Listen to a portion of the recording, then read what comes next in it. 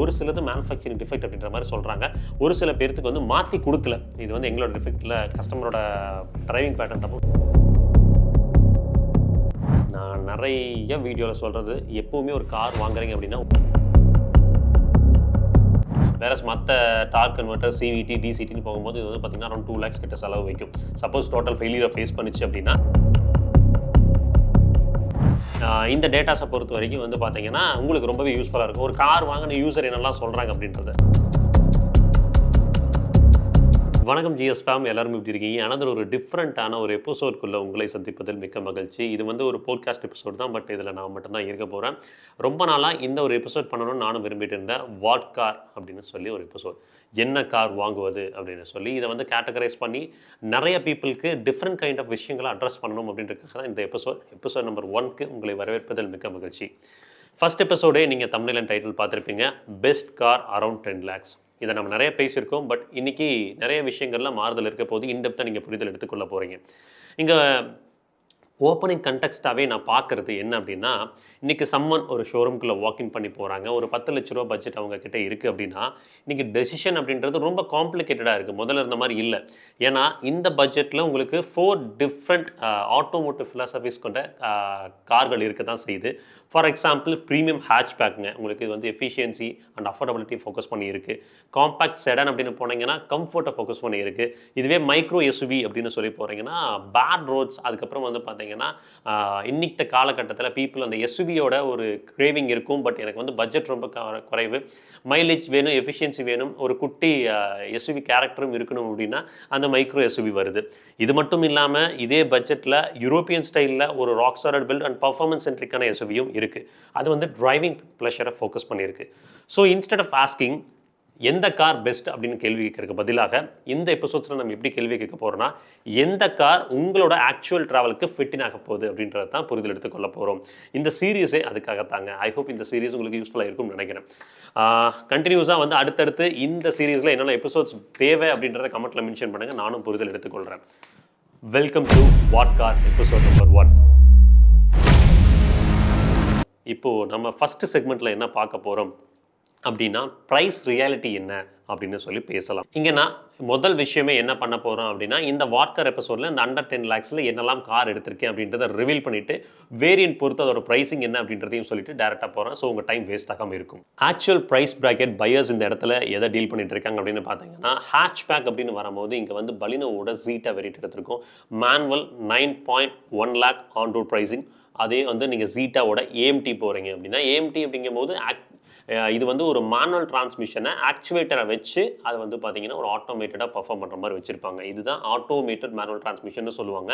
இருக்கிறதுலே பேசிக் மெக்கானிசம் இதுதான். இது நாளைக்கு டோட்டல் ஃபெயிலியரை ஃபேஸ் பண்ணாலும் உங்களுக்கு அரௌண்ட் வந்து 60,000 to 70,000 வந்து ஓவரால் காஸ்ட் வரும். வேற மற்ற டார்க் கன்வெர்ட்டர், சிவிடி, டிசிடின்னு போகும்போது இது வந்து பார்த்தீங்கன்னா அரௌண்ட் 2 lakhs கிட்ட செலவு வைக்கும். சப்போஸ் டோட்டல் ஃபெயிலியரை ஃபேஸ் பண்ணிச்சு அப்படின்னா. பட் இது வந்து பார்த்தீங்கன்னா நான் சொல்கிறது மேக்ஸிமம் ஆக்சுவேட்டரில் கம்ப்ளைண்ட்ஸ் வரும். ஆக்சுவேட்டர் நீங்கள் ரீப்ளேஸ் பண்ணிங்கன்னா அரௌண்ட் வந்து 10,000 to 20,000 வருது.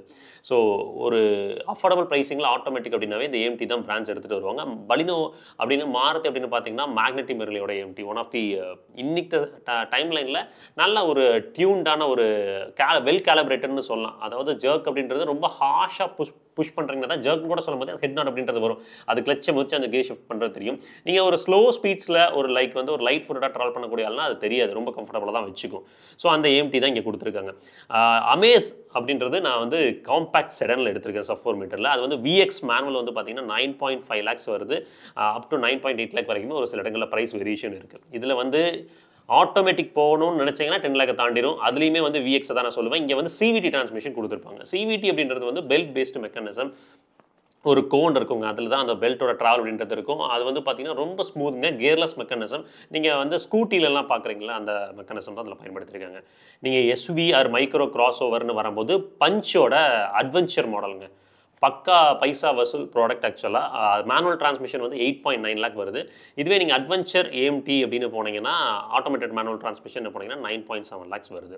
ஸோ இதில் ஆக்சுவலாக வந்து இன்னொரு அட்வான்டேஜ் என்னன்னா, சிஎன்ஜியில் ஆட்டோமேட்டிக் கொடுக்குறது பஞ்சில் மட்டும்தான். அந்த அட்வென்ச்சர் வேரியண்ட்டில் நீங்கள் எடுத்துக்க முடியும். ரியல் டைமில் உங்களுக்கு சிஎன்ஜி ஏஎம்டி போகிறப்போ சிட்டிக்குள்ளே ஒரு 18 20, ஹைவேஸில் ஒரு 24 to 25 வரைக்குமே எடுத்துக்க முடியும். ஏன் ஹிண்டே எக்ஸ்டரை ஸ்கிப் பண்ணணும் அப்படின்னு கேட்டிங்கன்னா, ஹிண்டே எக்ஸ்டரை பொறுத்த வரைக்கும் ஃபஸ்ட்டு விஷயம் ரொம்ப ரிஃபைன்ட் எக்ஸலண்ட்டான என்ஜின், அதில் ஒரு தவறு கூட சொல்லிட முடியாது. பட் அதோட சஸ்பென்ஷன் கேலிபரேஷன் அதுக்கப்புறம் அதில் ட்ராவல் பண்ணும்போது இருக்கக்கூடிய கம்ஃபர்ட்டை காட்டிலும் வந்து பஞ்சில் கொஞ்சம் பெட்டராக இருக்குது. பஞ்ச் வந்து இன்னும் பேலன்ஸ் மெச்சூர் கொஞ்சம் ரஃபாக நிறைய விஷயங்களை ஹேண்டில் பண்ணும். ரஃப் ரோட்ஸ் எல்லாம் வந்து அதை ஹேண்டில் பண்ணுற விதம் பெட்டராக இருக்குது. ஓவரால் ப்ரைஸ் டு வேல்யூ பார்க்கும்போது இந்த அட்வென்ச்சர் வேரியன்ட் எனக்கு பெட்டராக பட்டுச்சு. அப்புறம் ஹிண்டே எக்ஸ்டர் பொறுத்த வரைக்கும் அந்த சஸ்பென்ஷன் ஹைவேஸில் ட்ராவல் பண்ணும்போது அந்த வெர்டிக்கல் மூவ்மெண்ட் இருக்க தான் செய்யுது. ஸோ அதையுமே நான் ஒரு ட்ராபேக்காக பார்க்குறேன். அப்புறம் நீங்கள் ரொம்ப கரெக்டாக ஓட்டினீங்கன்னா மட்டும் தான் அந்த கம்பா சீரிஸ் இன்ஜின் மைலேஜ் கொடுக்கும். இல்லைனா மைலேஜும் வந்து குறைவாக தான் இருக்குது. சரி, இதெல்லாம் போக ஒரு ப்ராப்பர் சப் 4 மீட்டர் எஸ்யூவி வாங்கணும்னு நினைக்கிறீங்கன்னா அதுவுமே இந்த ப்ரைஸ் பாயிண்ட்டில் முடியும். பட் மேனுவல் டிரான்ஸ்மிஷனுக்குள்ளே தான் போகணும். ஸ்கோடா கைலாக்கோட கிளாசிக் ப்ளஸ்ங்க. உங்களுக்கு மோஸ்ட் ஆஃப் த ஃபீச்சர்ஸ் அதில் கவர் பண்ணியிருக்காங்க. இருந்தாலுமே ஒரு இன்ஃபோர்டைன்மெண்ட் சிஸ்டம் மட்டும் ஆட் அப் பண்ணியிருக்கணும். பண்ணியிருந்தாங்கன்னா பெட்டராக இருந்திருக்கும். பட் இருந்தாலும் ஒரு 9.7 lakhs ஆன் ரோட் ப்ரைஸிங்க்கு அது ஒர்த்து தாங்க. ஸோ இந்த கார்கள் எல்லாமே வந்து பார்த்தீங்கன்னா அந்த 9 to 10 lakh பையிங் டெசிஷன் விண்டோவில் வந்து விழுகுது. இதில் நிறையா கார்களை ஸ்கிப் பண்ணியிருக்கோம். எது பெஸ்ட்டோ அதை மட்டும் தான் தூக்கிட்டு வந்திருக்கோம். ஸோ இதில் வந்து இன்னொரு அடிஷ்னல்னால் சிட்ரானோட C3X எடுத்துகிட்டு வர முடியும்.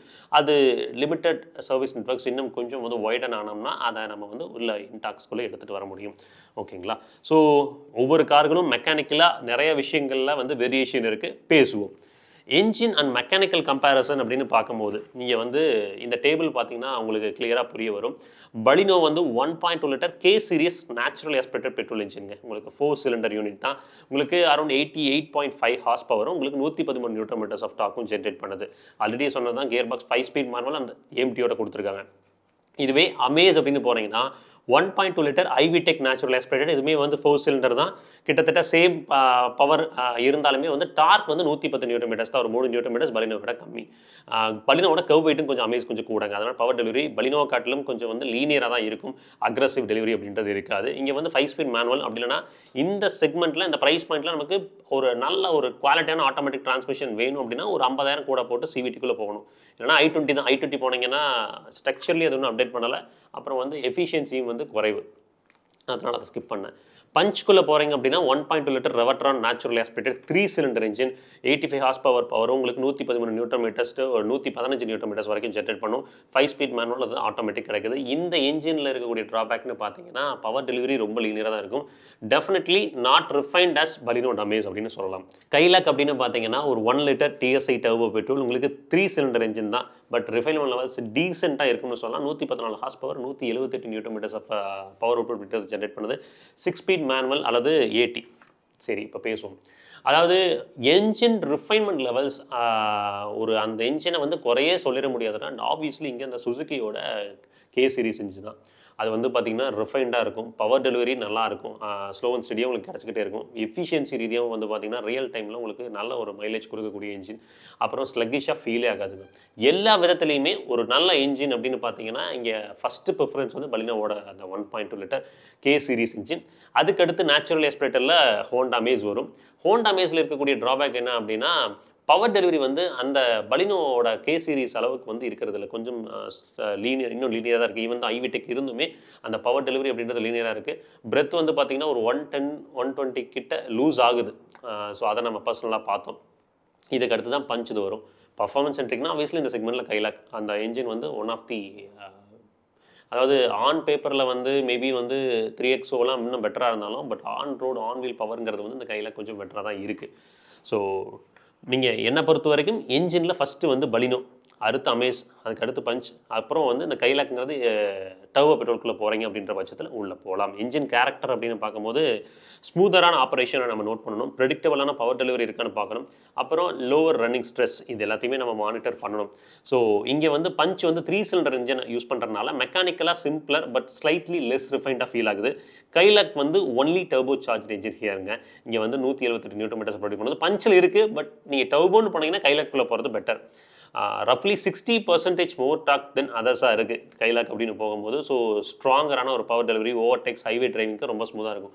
நீங்கள் ஒரு 80 to 90% ஹைவே ட்ரைவ் பண்ணுறீங்க. நீங்கள் வந்து கொஞ்சம் வண்டி வந்து பவர்ஃபுல்லாக இருக்கணும், பர்ஃபார்மன்ஸ் பண்ணணும் அப்படின்னா கைலாக் இந்த செக்மெண்ட்டில் ப்ரிஃபர் பண்ணலாம்.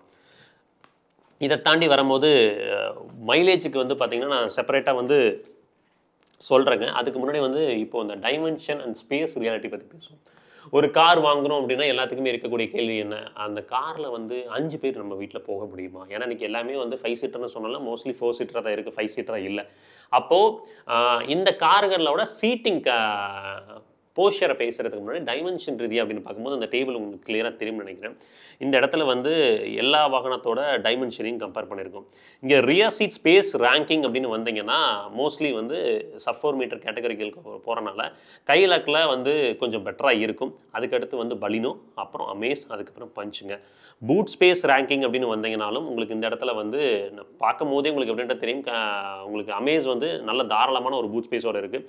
அதுக்கடுத்து கைலாக்குங்க. கைலாக்கை பொறுத்த வரைக்கும் வந்து ரூஃப் வரைக்கும் கால்குலேட் பண்ணாமல் வந்து நம்ம என்ன பண்ணியிருக்கோம்னா லைக் வந்து அந்த பாஸ் ஷெல்ஃப் இருக்குல்ல அது வரைக்கும் கால்குலேட் பண்ணியிருக்கோம். அப்புறம் இங்கே பஞ்சு, பலினோ இது எல்லாமே அதுக்கு அடுத்தடுத்து வருதுன்னு வச்சுக்கோங்களேன். ஸோ கிரவுண்ட் கிளியரன்ஸில் ஆப்வியஸ்லி வந்து இந்த இடத்துல பஞ்சுக்கு ஒரு மேஜர் அட்வான்டேஜ் இருக்குது. ஏன்னா 193 இப்போ லேட்டஸ்ட் அப்டேட் பண்ணது. இதுக்கடுத்து வந்து பார்த்தீங்கன்னா கைலாக், அப்புறம் வந்து அமேஸ், அப்புறம் பலினோ. அமேஸ் ஈவன் தான் கிரவுண்ட் கிளியரன்ஸ் பெட்டராக இருந்தாலுமே நமக்கு சஸ்பென்ஷன் வந்து ரொம்ப கம்ஃபர்ட் டியூன்ட் அப்படின்றதுனால நிறைய இடத்துல பெல்லி ஸ்க்ராட்ச் ஆக பாட்டம் அடிபடுறதுக்கான வாய்ப்புகள் இருக்குது.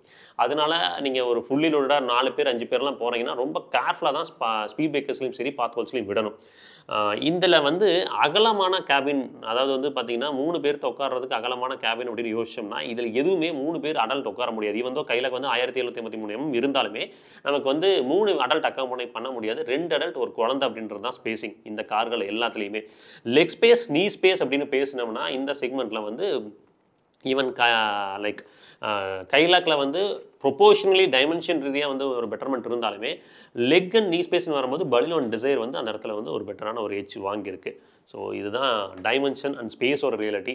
கன்க்ளூடடாக சொல்லணும் அப்படின்னா நீங்கள் இதை 4 சீட்டராக கன்சிடர் பண்ணுறீங்கன்னா லெக் அண்ட் நீ ஸ்பேஸ், அதுக்கப்புறம் வந்து அண்டர் தை சப்போர்ட் இதெல்லாம் வச்சு பார்க்கும்போது ஃபஸ்ட்டு வந்து பலினோ, அப்புறம் அமேஸுங்க, அதுக்கப்புறம் வந்து கைலாக், அதுக்கப்புறம் வந்து பஞ்ச் அப்படின்ற விஷயங்களுக்குள்ளே வரலாம். இங்கே அண்டர் தை சப்போர்ட் மட்டும் பஞ்சில் ஒரு என்ஹான்ஸ்மெண்ட்ஸ் கொடுக்குறாங்க ஒரு சில வேரியன்ஸ் போகும்போது. அது இருந்ததுன்னா இன்னும் எக்ஸலண்ட்டான ரேங்கிங் பஞ்சுக்கு கிடச்சிருக்கும். இங்கே ரைட் அண்ட் ஹேண்ட்லிங் கேரக்டர் அடுத்து, அதாவது ஒரு காருக்குள்ளே போகிறோம் அப்படின்னா அதோட suspension character, driving dynamics character அப்படின்னு சொல்லி பேசணும். அதில் ரைட் அண்ட் ஹேண்ட்லிங்கில் கம்ஃபர்ட் ஃபோக்கஸ்டாக நம்ம பேசுகிறோம் அப்படின்னா ஃபஸ்ட்டு என்ன கார் வருது அப்படின்னு கேட்டிங்கன்னா அமேஸுங்க. எக்ஸலண்ட்டான ஒரு கம்ஃபர்ட் இருக்கும். நீங்கள் ஹைவேஸ் ட்ரிப்ஸ்லாம் போகிறீங்க அப்படின்னா அந்த அளவுக்கு கம்ஃபர்டபுளான ஒரு டியூனிங் இந்த மீதம் இருக்கக்கூடிய கார்களில் இருக்காது. நல்லா சொஃபஸ்டிகேட்டடாக பிளான்டடாக உங்களுக்கு ஒரு உணர்வு இருக்கும். பட் ஹை ஸ்பீச் போனீங்கன்னா டிரைவிங் டைனமிக்ஸ் அங்கே அவுட். அது வேணால் ரியாலிட்டி. நான் இல்லைன்னு சொல்ல டயர் நாய்ஸ் ரோட் நாய்ஸ் ரோடில் கிரியேட் பண்ணுவோம். அதே மாதிரி பாத் ஹோல்ஸில் விடுறீங்கனாலும் உள்ள போன் ஜேரிங்க விழுகாது. பட் பாத் ஹோல்ஸில் பெரிய பாத் ஹோல்ஸில் விட்டிங்கன்னா போன் ஜேரிங்க உங்களுக்கு விழுகலினாலும் வண்டிக்கு விழுகும். டம்முன்னு கீழே அடிபடும். அது ஒன்று இருக்குது. அதை நீங்கள் பார்த்துக்கணும். பட் ரைட் கம்ஃபர்ட் உங்களுக்கு பிரதான ஃபோக்கஸாக இருக்குது அப்படின்னா அமேஸுங்க. அடுத்து பலினோவோட ப்ரீவியஸ் ஜென்ரேஷன் மாடல் நீங்கள் சஸ்பென்ஷன் எடுத்து பார்த்தீங்கன்னா ஒரு ஸ்டிஃப் நோட் இருக்கும்.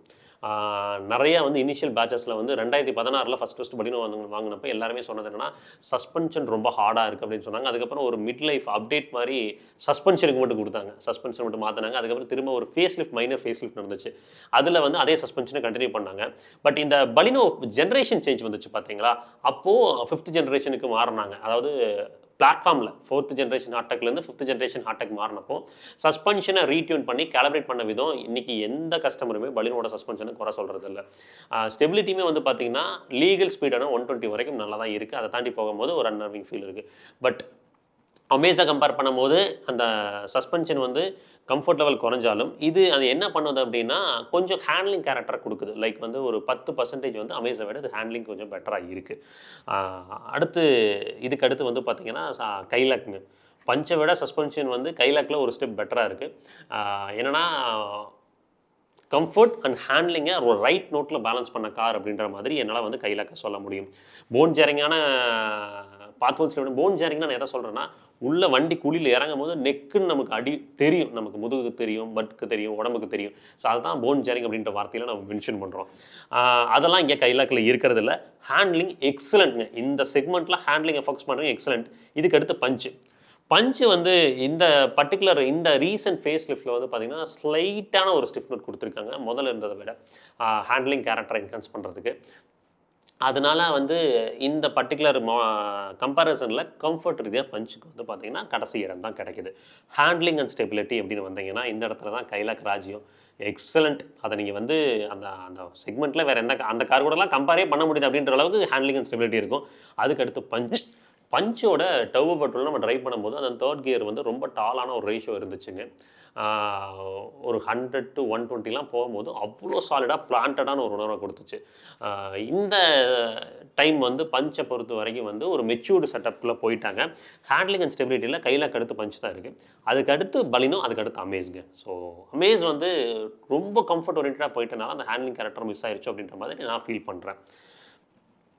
இதில் ஆன்டி ரோல் பார் இருக்கிறது வந்து பார்த்தீங்கன்னா, ஆக்சுவலாக வந்து இந்த செக்மெண்ட்டில் இந்த கார்களில் எதுலேயுமே ஆன்டி ரோல் பார் அப்படின்றத ப்ளேஸ் பண்ணலை. எக்ஸ்ப்ளனேஷன் அப்படின்னு வந்தோம்னா அமேஸ் வந்து பார்த்தீங்கன்னா ஸ்போர்ட்டினஸை தாண்டி கம்ஃபர்ட்டை ப்ரையாரிட்டைஸ் பண்ணியிருக்காங்க. So long distance highway travel நீங்கள் போகிறீங்க, எனக்கு செடேட்டான ஒரு டிரைவிங் இருந்த போதும் கம்ஃபர்ட் ஃபோக்கஸ்னால் அதுதான் பேசும். பேட் ரோட்ஸை அப்சர்வ் பண்ணக்கூடிய கேரக்டர் அப்படின்றது பஞ்ச் வந்து வச்சுருக்கு. கைலாக்ஸ் இது வந்து ஒரு டிரைவர்ஸ் காருங்க. ஒரு பெட்டரான ஒரு ஸ்டேரிங் ஃபீட்பேக், ஸ்டெபிலிட்டி வந்து ஹை ஸ்பீட்ஸில் கிடைக்குது. இப்போது மைலேஜ் ரியாலிட்டி எல்லாருமே கேட்குறது, மைலேஜ் வந்து எவ்வளோ கிடைக்கும்ப்பா அப்படின்றது. ஏன்னா இந்த பட்ஜெட்குள்ளே போகிற நீங்கள் என்ன யோசிப்பீங்க அப்படின்னா, அட்லீஸ்ட் ஒரு டீசெண்டான ஒரு மைலேஜ் நம்பர்ஸ் போயிடும்னு எதிர்பார்ப்பீங்க, கரெக்ட் இல்லைங்களா? அப்போது இது மைலேஜ் ஃபோக்கஸ்டாக பார்க்கும்போது இந்த இடத்துல வந்து ஆக்சுவலாக வந்து கைலாக் வந்து அடிபடுறதுக்கான வாய்ப்புகள் இருக்குது. ஏன்னா டர்போ பெட்ரோல் இன்ஜின் அது ஹைவேஸில் தான் பெட்டர்மெண்ட் இருக்குமே வெளியே சிட்டிக்குள்ளே நீங்கள் யோசிச்சு பார்த்துறாதீங்க. நீங்கள் 60% மேலே சிட்டி யூசேஜ் தான் அப்படின்னா கைலாக் இந்த இடத்துல மறந்துடுங்க. இப்போது பலினோவோட மைலேஜ் வந்து கிளைம்டு இருக்கும். அதை நீங்கள் டேபிளில் பார்த்தீங்கன்னா தெரியும். ரியல் டைமில் சிட்டி மைலேஜ் வந்து அதாவது இங்கே கொடுத்துருக்கிறது எல்லாமே செடேட்டான டிரைவிங்க்கு தான். நீங்கள் வந்து ரொம்ப ஹார்ஷான சிட்டி டிரைவிங்காக இருந்துச்சுன்னா இங்கே 16 to 18ன்னு சொல்லி போட்டிருக்காங்க பார்த்தீங்களா ரியல் சிட்டியில். இது வந்து ஒரு average city roads, like Chennai மாதிரி கிடையாது. ஒரு ஆவரேஜாக இப்போ நம்ம ஈரோடு இருக்கிறோம், இல்லை நாமக்கல் இருக்கோம், திருச்செங்கோடு இருக்கோம், இந்த மாதிரி சிட்டி ரோடு தான் டேட்டா சொல்லுது. பட் சென்னை, பெங்களூர் மாதிரி போகும்போது உங்களுக்கு பலினோ எவ்வளோ மைலேஜ் கொடுக்குன்னு கேட்டிங்கன்னா ஒரு 13 to 14, ஒரு சில டைம் 12 போகிறதுக்கான வாய்ப்புகள் இருக்குது சிட்டிக்குள்ளே. இதுவே அமேஸ் அப்படின்னு போனீங்கன்னா 10 to 11 வரைக்கும் போகும் ஹெக்டிக்கான சிட்டிக்குள்ளே. இதுவுமே சென்னை, பெங்களூர் மாதிரி சொல்கிறேன். பஞ்ச் அப்படின்னு கேட்டிங்கனாலும் 11, 12 ரியல் டைம். கைலாக் வந்து பார்த்தீங்கன்னா 7, 8 இதுதான் வந்து ஒரு ஹெக்டிக்கான சிட்டிக்குள்ளே இருக்கக்கூடிய டிராஃபிக். ரியலாக ஆவரேஜ் சிட்டி டிராஃபிக் அப்படின்னா இங்கே இந்த நம்பர்ஸை நீங்கள் பார்த்துக்கலாம். ஹைவேஸில் ஆக்சுவலாக வந்து பலினோ வந்து ஒரு 80 to 100ல் க்ரூஸ் பண்ணுறீங்க, கொஞ்சம் கரெக்டான ஆர்பிஎம் பேலன்ஸ் பண்ணிங்கன்னா 20லேருந்து 22 வரைக்கும் மைலேஜ் கொடுக்கும். அமேஸ் வந்து பார்த்தீங்கன்னா ஒரு 18லேருந்து 20. ஆக்சுவலாக அமேஸோட மேனுவலை விட சிவிடி பெட்டராக மைலேஜ் கொடுக்குது. நீங்கள் அந்த ஹைவேஸில் நீங்கள் அமேஸோட யூசர்ஸ் யாராச்சும் இந்த வீடியோ பார்த்துருக்கீங்கன்னு கமெண்ட்டில் பண்ணுங்கள். ஸோ தட் அது ப்ரூஃப் ஆஃப் எவிடன்ஸாக இருக்கும். பஞ்சை பொறுத்த வரைக்கும் ஒரு 18 to 19 வரைக்கும் நீங்கள் மேக்ஸிமம் எக்ஸ்பெக்ட் பண்ணலாங்க ஹைவேஸில். கைலாக் வந்து 16 to 18. ஹைவேஸில் வந்து ஒரு சஃபர் மீட்டர் ஒரு டர்போ பெட்ரோலுக்கு இது வந்து ஒரு நல்ல மைலேஜ். நிறைய கைலாக் யூசர்ஸுமே சொல்லியிருக்காங்க ஹைவேல வந்து இந்த மைலேஜ் கிடைக்குது அப்படின்னு. ஸோ அதை தான் கொடுத்துருக்கேன். ஸோ மைலேஜ் ரேங்கிங்னா ஆப்வியஸ்லி பலினோ ஃபஸ்ட்டுங்க. ரெண்டாவது வந்து பார்த்திங்கன்னா பஞ்ச் வரும். அதுக்கப்புறம் வந்து பார்த்திங்கன்னா அமேஸ், அதுக்கப்புறம் கைலாக் இருக்குது. ஸோ இந்த செக்மெண்ட்டை கிளியராக வந்து பார்த்திங்கன்னா மாருதி சுசுகி நிறுவனத்தை சார்ந்த பலினோ டாமினேட் பண்ணுது. கைலாக்கோட டர்போ இன்ஜின் அப்படின்றது வந்து எஃபிஷியன்சி சாக்ரிஃபைஸ் பண்ணி பர்ஃபார்மன்ஸை கொடுக்குது. மந்த்லி ஓனர்ஷிப் காஸ்ட்டுங்க. நான் நிறைய வீடியோவில் சொல்கிறது, எப்போவுமே ஒரு கார் வாங்குறீங்க அப்படின்னா ஓனர்ஷிப் காஸ்ட்டை தயவு செஞ்சு கால்குலேட் பண்ணுங்கள். ஏன்னா இன்றைக்கி ஆன்லைனில் வந்து ஜஸ்ட் கூகுளில் இஎம்ஐ கால்குலேட்டர்னு அடிங்க. அதில் நீங்கள் சப்போஸ் நீங்கள் என்ன வண்டி வாங்குறீங்களோ அந்த வண்டியோட லோன் போக ரிமைனிங் இருக்கக்கூடிய பிரின்சிபல் அமௌண்ட் எவ்வளோன்னு கொடுத்துட்டு வட்டி எவ்வளோ விகிதம்னு கொடுத்தீங்கன்னா இஎம்ஐ சொல்லிடும். 5 வருஷத்துக்கு எவ்வளோ, 6 வருஷத்துக்கு எவ்வளோ, 7 வருஷத்துக்கு எவ்வளோ இஎம்ஐன்னு சொல்லிடும். அந்த 7 வருஷம் சொன்னதுக்கப்புறம் பிரின்சிபல் அமௌண்ட்டை தாண்டி வட்டி எவ்வளோ வருது அப்படின்றத பாருங்கள். அது ரொம்ப முக்கியம். 15 லட்ச ரூபாய் காருக்கு ஒரு 5 லட்ச ரூபா வட்டி வருது 5 வருஷத்தில். அப்போ ஒரு வருஷத்துக்கு 1 லட்ச ரூபா வட்டி நம்ம கட்டுறோம். 7 வருஷத்துக்கு வந்தது அப்படின்னா அட்லீஸ்ட் ஒரு 70,000 80,000 வட்டி நம்ம கட்டுறோம். அப்போ அந்த வட்டி விகிதம் எவ்வளோ அப்படின்றத மேஜராக நோட் பண்ணுங்கள். அது ஃபஸ்ட்டு பாயிண்ட். அடுத்து கார் வாங்கினதுக்கப்புறம் அப்ராக்சிமேட்டாக நம்ம எவ்வளோ ட்ராவல் பண்ணுவோம். இப்போ ஒரு மாதத்துக்கு 1000 கிலோமீட்டர் ட்ராவல் பண்ணுறோம், 1500 கிலோமீட்டர் ட்ராவல் பண்ணுறோம்னா நம்ம கார் வந்து ஆவரேஜ் ஒரு 16 கிலோமீட்டர் மைலேஜ் கொடுக்குது அப்படின்னா மந்த்லி ஃபியூல் காஸ்ட் எவ்வளோ வருது நமக்கு, அது ரெண்டாவது. இதை தாண்டி ஒரு வருஷத்துக்கு சர்வீஸ்க்கு போகிறோம், ஒரு 5000 to 7000 ரூபாய் சர்வீஸ் காஸ்ட் வருது. அதை மாத கணக்கில் டிவைட் பண்ணுங்கள். அது எவ்வளோ வருது, ஒரு 300 400 மாதத்துக்கு வருது. இதை தாண்டி இன்சூரன்ஸ் எப்பவுமே வந்து ஃபஸ்ட் வருஷம் நம்ம வந்து ஓன் டேமேஜ் சேர்த்து போட்டிருப்போம். அடுத்த 2 வருஷத்துக்கு தேர்ட் பார்ட்டி இருக்கும், சரிங்களா, கவரேஜ் இருக்கும். ஒரு வருஷம் ஓன் டேமேஜ், 3 வருஷம் தேர்ட் பார்ட்டி தான் நீங்கள் எல்லாருமே போடுறது. அப்போ ஃபஸ்ட் வருஷத்துக்கு அப்புறம் 2வது வருஷம் நம்ம ரெனிவல்னு போகும்போது அட்லீஸ்ட் வந்து நீங்கள் இந்த கார்கள்லாம் வந்து ஒரு 20,000 ரூபாயாவது இன்சூரன்ஸ் காஸ்ட் அப்படின்னு வரும். அப்போ அந்த 20,000 ரூபாயை நீங்கள் 12ஆல் டிவைட் பண்ணி மாதத்துக்கு எவ்வளோ வருதுன்னு பாருங்கள்.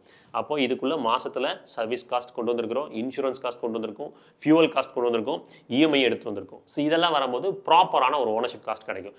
அப்போ 15,000 ரூபாய் இஎம்ஐ கூட ஓனர்ஷிப் காஸ்ட் வந்து என்ன ஆகும், ஒரு 10,000 ரூபாய் ஆட் ஆகும். அப்போ 20,000 வரும். அப்போ ஒரு மாதத்துக்கு 20,000 ரூபாய் அந்த காருக்கு நம்ம எடுத்து வைக்க முடியுமா அப்படின்றத பாருங்கள். இது ரொம்பவே முக்கியம். அதை பொறுத்து ஃபியூவலை டிசைட் பண்ணுங்கள், எந்த ஃபியூலுக்குள்ளே போகிறது. இல்லை வந்து ஃபியூல் காஸ்ட் கூட வருதுன்னா சிஎன்ஜிக்குள்ளே கூட போகலாம். இதுதான் ரியாலிட்டி. இங்கே எப்படி எடுத்திருக்கோம்னா ஆவரேஜாக 1000 கிலோமீட்டர் பர் மந்த் டிரைவிங்கை தான் கால்குலேட் பண்ணி எடுத்திருக்கோம். ஸோ பலினோவை பொறுத்த வரைக்கும் பார்த்தீங்கன்னா ஃபியூல் காஸ்ட் எவ்வளோ வருது, பஞ்ச் அமேஸ் கைலக் எவ்வளோ வருது அப்படின்றத நான் உங்களுக்கு டேபிளில் காமிச்சிருக்கேன். பார்த்தீங்கன்னா ஒரு கிளியரான ஐடியா கிடைக்கும். இதில் ஃபியூல் காஸ்ட் வந்து பலினோவில் தான் குறைவாக இருக்குது, கைலக்கில் அதிகமாக இருக்குது.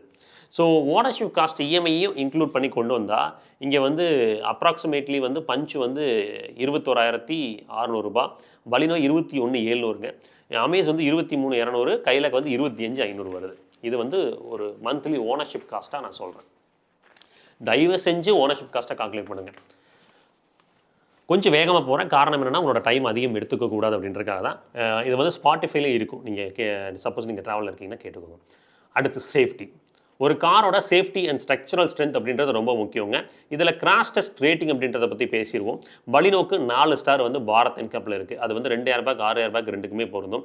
பிளாட்ஃபார்மை பொறுத்த வரைக்கும் ஹார்ட் டெக் பிளாட்ஃபார்மில் இருக்குது. அமேஸ் வந்து 5 ஸ்டார் பாரத் என்கப் ரேட்டிங் வாங்கியிருக்கு. சாலிடாக இருக்குது. நம்ம காரை ஃபீல் பண்ணும் போதுமே ஒரு சாலிட் ஃபீல் இருக்கும். அது வந்து பார்த்திங்கன்னா ஹோண்டா குளோபலோட ஏஸ் பாடி ஸ்ட்ரக்சரை அட்வான்ஸ்டு கம்பேட்டபிலிட்டி இன்ஜினியரிங் அப்படின்ற மாதிரி சொல்லுவாங்க. அதை பொறுத்து இருக்குது. பஞ்ச் சொல்லவே வேண்டாம், ஆல்ஃபா ஆர்க்கிடெக்சர் 5 ஸ்டார். டாட்டா பொறுத்த வரைக்கும் இந்த சேஃப்டி ரிலேட்டட் கேள்விகளே இல்லை. அதே தான் கைலக்கும் அப்ளிகபிள். ஒரு ஸ்ட்ராங்கான ஒரு கிராஷ் டெஸ்ட் ரேட்டிங் இருக்குது. அதாவது 5 ஸ்டார் ஆல்ரெடி வாங்கிருச்சு, எந்த கிராஷ் டெஸ்ட் போனாலும் 5 ஸ்டார் வாங்கும் அப்படின்ற நம்பிக்கை எனக்கு கைலக்கை பொறுத்து இருக்குது. இது வந்து MQB AOIN பிளாட்ஃபார்மை பேஸ் பண்ணி தான் இருக்குது. ஸ்ட்ரக்சரல் சேஃப்டி ரேட்டிங்னு பார்த்தீங்கன்னா உங்களுக்கு ஆப்வியஸ்லி வந்து ஃபஸ்ட்டு வந்து கைலாக், அதுக்கடுத்து பஞ்சுங்க, அதுக்கப்புறம் அமேஸ், அதுக்கப்புறம் தான் கடைசியாக வந்து பலினோ வருது. சேஃப்டி ஃபீச்சர்ஸ் அப்படின்னு பார்த்தீங்கன்னா இந்த ப்ரைஸ் பாயிண்ட்டில் உங்களுக்கு மோஸ்ட்லி வந்து ஏர் பேக்ஸ் வந்து 6 ஏர் பேக்ஸ் வந்துடுது. Electronic stability control hill hold கொடுத்துட்றாங்க. கைலாக்கில் மட்டும் வந்து பார்த்தீங்கன்னா ஹில் ஹோல்ட் அப்படின்றது மிஸ் அவுட் ஆகுது. அது அடுத்தடுத்த மாடலில் தான் கொடுக்குறாங்க. டயர் ப்ரெஷர் மானிட்டரிங் சிஸ்டம் அப்படின்றது பலினோவில் கிடையாது. உங்களுக்கு அது பலினோவில் கொடுத்துருந்துருக்கணும் என்னை பொறுத்த வரைக்கும். அமேஸ்லேயும் வந்து டயர் ப்ரெஷர் மானிட்டரிங் சிஸ்டம் அப்படின்றது அந்த பர்டிகுலர் மாடலில் இருந்திருந்தால் நல்லா இருந்திருக்கும் அப்படின்றது என்னோட அபிப்பிராயம்.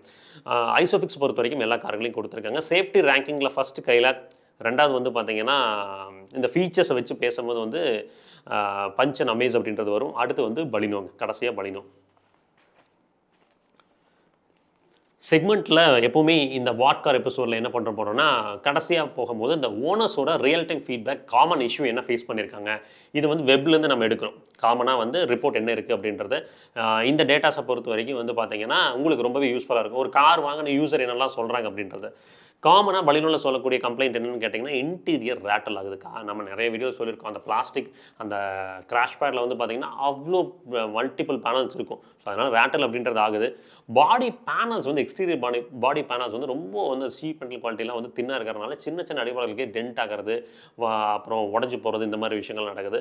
சஸ்பென்ஷன் வந்து பேட் ரோட்ஸில் ஒரு சில டைம் பாட்டம் ஆகிறதா சொல்கிறாங்க. அமேஸ் அப்படின்னு வந்தீங்கன்னா ஃபஸ்ட்டு விஷயமே கிரவுண்ட் கிளியரன்ஸ் ஸ்கிராப்பிங் தான். உங்களுக்கு எங்கே வந்து பார்க்காம ஒரு இடத்துல எதார்த்தமாக விட்டுட்டோம் அப்படின்னா கண்டிப்பாக பாடி அடிபடுது. கிளச்சு வந்து ஹையர் சிட்டி யூசேஜ் இருக்குதுன்னா வியர் வந்து சீக்கிரம் ஆகிறதா சொல்லியிருக்காங்க.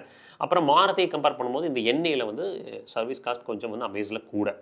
அப்புறம் ரோட் அண்ட் டயர் நாய்ஸ் கொஞ்சம் அதிகங்க அமேஸில். அதை நான் பர்சனலாக ஃபீல் பண்ணியிருக்கேன். பலினோலையும் அது இருக்குது. பஞ்சில் காமன் கம்ப்ளைண்ட்ஸ்னால் முதல் விஷயம் அந்த என்ஜினோட வைப்ரேஷன், அதுக்கப்புறம் வந்து ஸ்லக்கிஷான ஒரு ஃபீல் நிறைய பேர் சொல்கிறாங்க. அப்புறம் அந்த ஹைவேல போகும்போது ஓவர்டேக் எடுக்கிறப்போ அந்த ஆக்சலரேஷன் பத்தலன்னு நிறைய பேர் கமெண்ட் பண்ணியிருக்காங்க. இன்கன்சிஸ்டண்ட்டாக இருக்கக்கூடிய சர்வீஸ் குவாலிட்டி, அது ஒரு சில டாட்டாவோட டீலர்ஷிப் நல்லா பண்ணுறாங்க, ஒரு சில டீலர்ஷிப்பில் சரி வர இருப்பதில்லை. ஸோ அதனால் அந்த இன்கன்சிஸ்டன்ட் சர்வீஸ் குவாலிட்டியும் நிறைய பேர் குறையாக சொல்லியிருக்காங்க. கைலாக்கில் காமன் கம்ப்ளைண்ட்ஸ் அப்படின்னு வந்து பார்த்தீங்கன்னா சிட்டி மைலேஜ் ஆப்வியஸ்லி வந்து ரொம்ப போராக இருக்குது. ரியர் சீட் லெக் ரூம் வந்து கம்பல்சரி வந்து கொஞ்சம் வந்து கிராம்டான ஒரு உணர்வை கொடுக்குது ஒரு சில இடங்களில். ஏசியோட கூலிங் கம்ப்ளைண்ட் எக்ஸ்ட்ரீம் ஹீட்டில் இருக்க தான் செய்யுது. அப்புறம் வந்து கைலாக்லேயுமே வந்து மேனுவலில் நிறைய பேர் கிளச் வேர் வந்து 5000 கிலோமீட்டர் 10,000 கிலோமீட்டர்லேயே சொல்லியிருக்காங்க. அது வந்து ஒரு சிலது மேனுஃபேக்சரிங் டிஃபெக்ட் அப்படின்ற மாதிரி சொல்கிறாங்க. ஒரு சில பேர்த்துக்கு வந்து மாற்றி கொடுக்கல, இது வந்து எங்களோட டிஃபெக்டில் கஸ்டமரோட டிரைவிங் பேட்டர்ன் தப்பு அப்படின்ற மாதிரி சொல்கிறாங்க. டிரைவிங் பேட்டர்ன் தப்புனா எப்படி எல்லா வண்டியிலையுமே அந்த பிரச்சனை, அதாவது 100 வண்டி விற்றா ஒரு 15-20 வண்டியில் வந்ததுன்னா எப்படி அது வந்து டிரைவர்ஸோட ஃபால்ட்டாக இருக்கும் அப்படின்னு எனக்கு புரியல. எல்லாருமே அப்படி மோசமாக ஓட்டுறாங்களா என்ன அப்படின்றது புரியல. ஏன்னா நான் மட்டுமே பர்சனலாக ஒரு கஸ்டமர்ஸ்ட்ட இந்த கைலாக் எடுத்த கஸ்டமர்ஸ்ட்ட பேசும்போது நிறையா அந்த கம்ப்ளைண்ட் சொல்கிறாங்க. கிளச் இயர்லி வேறு 5000 கிலோமீட்டரில் ஒன்று பார்த்துருக்கோம், 12,000 கிலோமீட்டர், 15,000, 18,000 கிலோமீட்டர்லாம் வந்து கிளச் வேர் ஆகிறதா சொல்லியிருக்காங்க. சரிங்க, வாட் கார் ஃபார் யூ அப்படின்னு வரும்போது ஹைவே ட்ராவல் அதிகமாக இருக்குது, நான் கொஞ்சம் பர்ஃபார்மன்ஸ் சென்ட்ரிக்காக ஓட்டக்கூடிய ஆள்லாம் உங்களுக்கு ஃபிட்டின் ஆகிறது. அதாவது ராக் ஸ்டார்டான பில்டு வேணும், எனக்கு வந்து ஒரு நல்ல குவாலிட்டியான ஒரு கார் வேணும் அந்த ப்ரைஸ் பாயிண்ட்டில் அப்படின்னா கைலாக்குங்க. இங்கே நீங்கள் மைலேஜை மட்டும் காம்ப்ரமைஸ் பண்ணிக்கிட்டிங்கன்னா போதும். ரியரில் இந்த கார்கள் எல்லாமே 4 பேசஞ்சர் வச்சு தான் சொல்கிறேன், 5 பேசஞ்சருக்குள்ளே போகல. 5 பேசஞ்சருங்கிறது இது எல்லாத்துலேயுமே கஷ்டம். எனக்கு வந்து சிட்டி யூசேஜும் இருக்கும், ஹைவே யூசேஜும் இருக்கும், ரெண்டும் வந்து 50-50% அப்படின்ற பட்சத்தில் பலினோ ஒரு அமேஸ் வரும். அமேஸில் மேஜர் ட்ராபேக் அந்த கிரவுண்ட் கிளியரன்ஸு. பலினோவில் மேஜர் ட்ராபேக் அப்படின்னு பார்த்தீங்கன்னா உங்களுக்கு அந்த இன்டீரியர்ஸோட குவாலிட்டி. ஸோ இதில் எது ட்ரேட் ஆஃப் அப்படின்னு பாருங்கள். ஃபீச்சர்ஸ் வைஸ் பார்த்தீங்கன்னா பலினோ அமேஸ் வந்து நெக் டு நெக் இருக்குது. பேட் ரோட்ஸ், அப்புறம் வந்து ஒரு எஸ்யூவி ஃபீல் வரணும், கொஞ்சம் ஃபீச்சர்ஸ் எல்லாமே பேக்டாக இருக்கணும் அப்படின்னு யோசிச்சிங்கன்னா பஞ்சோட அந்த அட்வென்ச்சர் மாடல் தான். அதில் எந்த விதமான சந்தேகமும் இல்லை. ஓவரால் லோவஸ்ட் ரன்னிங் காஸ்ட் அப்படின்னு பார்த்தீங்கன்னா பலினோ அந்த இடத்துல பிளேஸ் ஆகுது. பெஸ்ட் கம்ஃபர்ட் அப்படின்னு பார்த்தீங்கன்னா அமேஸ் பிளேஸ் ஆகுது. டிரைவிங் என்தூசியாஸ்ட்க்கு வந்து பார்த்தீங்கன்னா கைலாக் அந்த இடத்துல பிளேஸ் ஆகுது. ஸோ க்ளோசிங் லைன் அப்படின்னு பார்த்தீங்கன்னா காஸ் அப்படின்றது ஒன் சைஸ் கிடையாது, ஒன் சைஸ் ஃபிட் மெஷின்ஸ் கிடையாது. ஒவ்வொருத்தருக்கும் ஒவ்வொரு விதமான நீட்ஸை சாட்டிஸ்ஃபை பண்ணுறது. இங்கே ஹைவே டிரைவருக்கு ஒரு கார் பூர்த்தி செய்ய, ஒரு சில காரோட கேரக்டர் பூர்த்தி செய்யும், சிட்டி கம்யூட்டருக்கு ஒரு சில காரோட கேரக்டர் பூர்த்தி செய்யும். நாம் எதுக்குள்ளே போகணும் அப்படின்றது நம்மளோட டெசிஷனில் தாங்க இருக்குது. நாம் தயவு செஞ்சு டெஸ்ட் ரைஸ் அப்படின்றது ஒரு 10 to 15 கிலோமீட்டர் எடுத்து பாருங்கள். அதுக்கப்புறம் ப்ராக்டிக்கலாக நிறைய விஷயங்கள் திங்க் பண்ணுங்கள். காருங்கிறது வந்து கிட்டத்தட்ட மோகம் மாதிரி தான். அது வந்து என்ன சொல்கிறதுங்க, அந்த டைமில் ப்ராக்டிக்கலாக நம்மளை திங்க் பண்ணவே விடாது. ஒரு சில டைம் வந்து ஃபீச்சர்ஸை வச்சு அந்த கார் நம்மளை வந்து என்ன பண்ணணும்னா இழுக்கும். ஒரு சில டைம் வந்து பெரிய கார் அப்படின்னு சொல்லி சைஸை வச்சு இழுக்கும். ஒரு சில டைம் பிராண்ட் ஃபோக்கஸ்டாக நம்மளை இழுவை அப்படின்றது இருக்கும். அது ஒரு மேக்னெட் மாதிரி தான் நம்மளை நிறைய விதத்தில் புல் பண்ணும். பட் ப்ராக்டிக்கலாக உட்காந்து கால்குலேட் பண்ணுங்கள் எது சரி வரும். அடுத்த இந்த இப்போ நம்ம எடுக்கிறோன்னா அந்த கார் வந்து இந்த கரெக்ட் பர்டிகுலர் டைம் லைனை மட்டும் யோசிக்கக்கூடாது. அடுத்த 5 வருஷத்துக்கு அந்த கார் நமக்கு எப்படி இருக்க போகுது, இதில் இருக்கக்கூடிய கம்ஃபர்ட் ஓகேவா இருக்குமா, இந்த ஸ்பேஸ் ஓகேவா இருக்குமா, ஃபீச்சர்ஸ் அடுத்த 4-5 வருஷத்துக்கு வந்து நம்மளுக்கு வந்து ரொம்ப வந்து அவுட்டேட்டடாக ஃபீல் ஆகாமல் இருக்குமா, லுக் அவுட்டேட்டடாக ஃபீல் ஆகாமல் இருக்குமா, அந்த மாதிரி நிறைய ஃபேக்டர்ஸ் இருக்குது. ஸோ எதையுமே ஜஸ்ட் லைக் தட் டிசைட் பண்ணாதீங்க, பொறுமையாக டிசைட் பண்ணுங்கள். அதுதான் என்னோட அட்வைஸுங்க. ஸோ விச் கார் பெஸ்ட் அப்படின்றத விட வாட் கார் உங்களுக்கு சூட்டபுளாக இருக்கும் அப்படின்றது தான் பெட்டர். அப்படின்றனால தான் இந்த எபிசோட்ஸை கொண்டு வந்திருக்கோம். அது உங்களுக்கு யூஸ்ஃபுல்லாக இருக்கும்னு நான் நம்புகிறேங்க. ஸோ நிறைய விஷயங்களை உங்ககிட்ட ஷேர் பண்ணியிருக்கேன். இந்த ஒரு வாட் கார் பாட்காஸ்ட் எபிசோட் உங்களுக்கு யூஸ்ஃபுல்லாக இருக்கா இல்லையா, இதில் என்னென்ன விஷயங்களை மேம்படுத்தலாம், இதில் அடுத்தெல்லாம் என்னென்ன கண்டென்ட்ஸ் கொண்டு வரலாம் அப்படின்றத கமெண்ட்டில் மென்ஷன் பண்ணுங்கள். நானுமே அதை வந்து அடுத்தடுத்து ஒர்க் பண்ணி எடுத்துகிட்டு வரேன். ஸோ அது வரைக்கும் எப்பவுமே சொல்கிறது தான், ரோட்டில் போய் வரப்போ உங்களை நம்பி இப்படி குடும்பம் இருக்குது, அதே மாதிரி ரோட்டில் போய் வர சக மனதில் நம்பி நேசிக்கிற குடும்பம் இருக்குது. அசாச்சரமணம், பத்திரமா போய் பத்திரமா வாங்க. Take care, by.